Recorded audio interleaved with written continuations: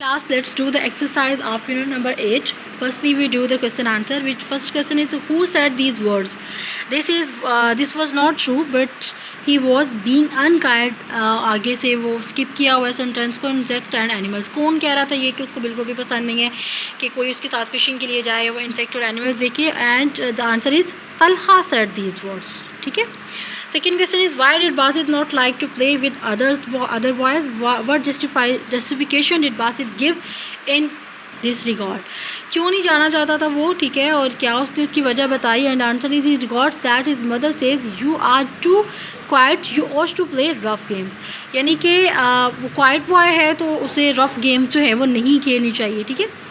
Right down some of the rough games mention in the chapter. कौन सी rough game थी? Pirates था, ठीक है, फुटबॉल थी और क्या था? बोटिंग था. ये सारी गेम्स वो हैं जिसमें कोई हर्ट हो सकता है ना. Fourth one is what cause the boat to turn over. क्या वजह बनी कि बोट जो है वो टर्न ओवर होगी? Junaid and Jalal started to pummelling each other. When Jamil try to stop them they started to pummel him. ठीक है. जब वो दोनों एक दूसरे के साथ लड़ना शुरू हुए तो जमील ने उनको रोका, बट वो उसी के साथ जो है वो लड़ना शुरू हो गए. Fifth question is how did Basit save Jalal's life. कैसे उसकी लाइफ उसकी बचाई? He threw his new rod toward Jalal and pulled him from river. उसने वो अपनी नई रॉड उसकी तरफ फेंकी और उसको रिवर से खींचा. Six question is What change do you notice in the attitude of the boys? Boys के attitude में क्या change आया था? They stopped to jeer at Basit and became his friends. उन्होंने उसका मजाक उड़ाना छोड़ दिया और उसके दोस्त बन गए. Last question is in what way is the title of the chapter is a suitable one? किस तरह ये title जो है वो बहुत suitable है? It's a good title. It shows decent personality who helps other without making noise.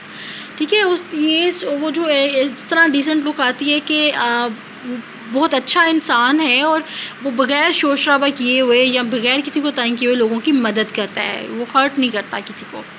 Question number B is find the opposites of the following words. All the opposite words are there in the story in the unit के अंदर जो है वो इनके opposite मौजूद है जो मैंने सॉल्व किया है. क्वाइट का noisy, words good, timed what, liked, unliked, start and gently, bestly, pull, push, unsafe, safe, old, new, lil, too. Next is write down the past form of these irregular verbs. इनके irregular verbs हमने लिखना है. come, came, can, could, sit, sat, be, was, bring, brought, throw, threw, feel, felt, begin, began, break, broke and shake, shock. Okay. Make the columns and sort out the words into group name. 3 columns noun, verbs and adjective. ये jumble जो है वो words आपको दिए गए हैं और उन्होंने कहा गया कि इसमें से एडजेक्टिव को एक कॉलम में लिखिए, नाउन को एक कॉलम में और वर्ब्स को एक कॉलम में. Let me tell you firstly nouns. Every name is called noun. It may be आप लिविंग थिंग और नॉन लिविंग थिंग. ठीक है. किसी भी चीज़ का नाम चाहे वो लिविंग थिंग है, नॉन लिविंग है, उसको नाउन कहते हैं. वर्ब्स और एवरी एक्शन और एवरी मोमेंट, डायरेक्टली और इनडायरेक्टली. ठीक है. हमारी डायरेक्टली जो है वो काम या इनडायरेक्टली वो सारा काम जो होता है उसको हम वर्ब कहते हैं. चाहे डायरेक्टली मतलब वो काम जो हम अपनी मर्ज़ी से कर रहे होते हैं, यानी चलना फिरना, वॉक जो है वो बोलना पढ़ना.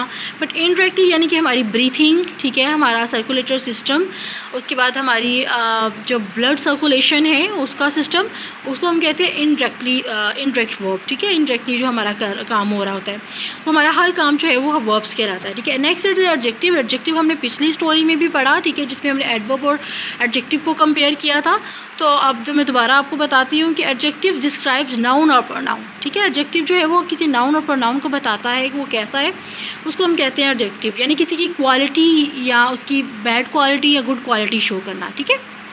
कलर भी जो होता है जब हम किसी के साथ, पर्सन के साथ या किसी चीज़ के साथ किसी नाउन के साथ लगा देते हैं तो वो भी एडजेक्टिव होता है. जिस तरह हम कहें कि रेड शर्ट, तो वो शर्ट की क्वालिटी है कि वो रेड है. ठीक है.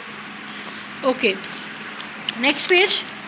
Read the following following words aloud after your teacher and or consult a dictionary for stress pattern. Stress pattern show the stress syllabus in each word in the example. यानी कि इनके syllable बताते हैं हमें किस में कितने हैं. जैसा फुटबॉल, अब स्ट्रेस किस में आ रहा है? फुट में. यानी जिसको हम थोड़ा स्ट्रॉन्गली पढ़ रहे होते हैं उसको हम कहते हैं स्ट्रेस है उसमें. ठीक है. फिशिंग, फिश जो है ना उसमें स्ट्रेस आ रहा है क्योंकि वो फिशिंग, तो फिश जो है वो थोड़ा लॉन्ग साउंड में आ रहा है, तो दैट्स वाई, तो इसकी सेलिबल जो है वो 2 हैं। तो इस तरह इन सब वर्ड्स को पढ़ें और जो है वो देखें कि किस में स्ट्रेस ज़्यादा आ रहा है। नेक्स्ट आपका है describe the character of Basit the quite little boy, right at least 50 words. वो छोटा जो है वो चुप रहने वाला लड़का है, वो कैसा है, उसके 50 वर्ड्स के आपने एक्सप्लेन करना है। कंपेयर गोन एंड बीन, गोन और बीन को हम कंपेयर करेंगे जो इस एग्जाम्पल के अकॉर्डिंग है। He has gone to America, that's mean कि वो अब कभी नहीं आएगा, ठीक है। गोन वो चला गया है, अब कभी नहीं आएगा। ही हैज़ नॉट रिटर्न, अब वो नहीं आएगा। He has been to America, अब बीन क्या है कि वो वहाँ पे है, तो दैट्स मीन वो आ जाएगा। ही हैज़ रिटर्न, वापस आ जाएगा, ठीक है। बीन का मतलब है कि उसके चांसेस हैं आने के, और गोन का है कि क्या वो चला गया, अब नहीं आएगा, ठीक है। नेक्स्ट आपकी स्मॉल टॉक है जो आपने पढ़नी है, उससे पढ़नी है। स्मॉल टॉक में आपकी जो डॉक्टर और उसके पेशेंट के दरमियान कन्वर्सेशन है कि उसको क्या प्रॉब्लम है, ठीक है, और कैसे उसको हैंडल करना चाहिए, ठीक है, क्या उसको प्रिस्क्रिप्शन दे रहा है वो कि क्या उसको करना चाहिए, ठीक है। Next is a verb.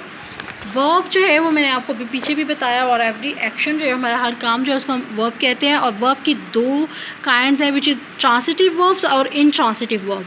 Let's know that what is intransitive verb. And intransitive verb does not have an object. Intransitive verb का ऑब्जेक्ट नहीं होता। Something it happening, I will wait, it does not matter, इसका object नहीं है, ठीक है। अब कुछ जो है वो इंट्रांसिटिव सेंटेंसेस होते हैं जिनका वर्ब होता है लेकिन वो मीनिंगफुल नहीं होता, ठीक है। You can add other words to these sentences in order to show meaning such as time, place and manner, but these words do not have to be better for the sentence to make sense. यानी कि वो हम बता तो देते हैं कि ये काम हो रहा है लेकिन सेंस नहीं क्लियर होती कि क्या काम हो रहा है। फॉर एग्जाम्पल यहाँ पे something is happening in the street.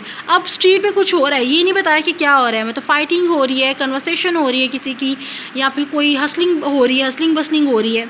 I will wait for a few minutes, कुछ टाइम के लिए मैं वेट करूँगी, लेकिन किसका वेट करो, ठीक है, ये इसमें सेंस क्लियर नहीं होती, ठीक है। Transitive verbs, a transitive verb must have an object. The object of the verb is usually a noun phrase और प्रोनाउन, ठीक है। उसका ऑब्जेक्ट होता है ट्रांसिटिव का, जो नाउन होता है, नाउन फ्रेज होता है या फिर प्रोनाउन होता है। जैसा यहाँ पे she bought that dress in Karachi, ठीक है। अगर हम लिखते हैं शी बॉट इन कराची तो ये सेंस क्लियर नहीं होती ना, क्या बॉट किया, तो यहाँ पे अब दैट ड्रेस है तो दैट्स मीन की सेंस क्लियर हो रही है कि ये ड्रेस, ठीक है। यहाँ पे अब जो है वो कुछ हमें बताया गया है सेंटेंसेस, और उन्होंने कहा है कि इसमें ट्रांसिटिव और इनट्रांसिटिव जो भी है वो आप हमें एक्सप्लेन करें। फर्स्ट इज़ द ट्रांसिटिव, क्योंकि यहाँ पे पूरी बात बताइए, my uncle hang the picture on the wall, तो हमें पूरी बात बताइए कि वो पिक्चर को हैंग भी कर रहे हैं और कहाँ पे कर रहे हैं, वॉल पे। अब second is the intransitive, he puts some tape on the wall. क्यों पे टेप जो है वो पुट की टेप उसने वॉल पे, ये तो नहीं बताया ना, it's intransitive. The plaster is not crack under the tape, अब ये भी ट्रांसिटिव है, यानी कि अब पूरी बात बताइए, प्लस्तर जो है वो नहीं क्रैक करेगा कहाँ पे, टेप के नीचे से। The picture felt heavy to me, ये भी ट्रांसिटिव है, यानी पिक्चर कैसी है वो बताया हमें। ही लोड द पिक्चर, अब कौन सी पिक्चर उसने लोड की है ये हमें नहीं पता, इट्स इंट्रांसिटिव। इस तरह से जो है वो आपने नेक्स्ट आपके हो जाता है 6, 7, 8, 9, 10, ये भी आपने खुद से करना है, और अगर कोई प्रॉब्लम हुई तो यू कैन आस्क मी। तो आज जो है वो आपकी एक्सरसाइज कंप्लीट होती है, जब हमने क्वेश्चन आंसर किए, वर्ब किया, ठीक है, उसकी काइंड्स की, देन हमने अपोजिट वर्ड्स किए, और उसके बाद पास्ट फॉर्म्स की, ठीक है, एडजेक्टिव और नाउन के कॉलम्स भी बनाए।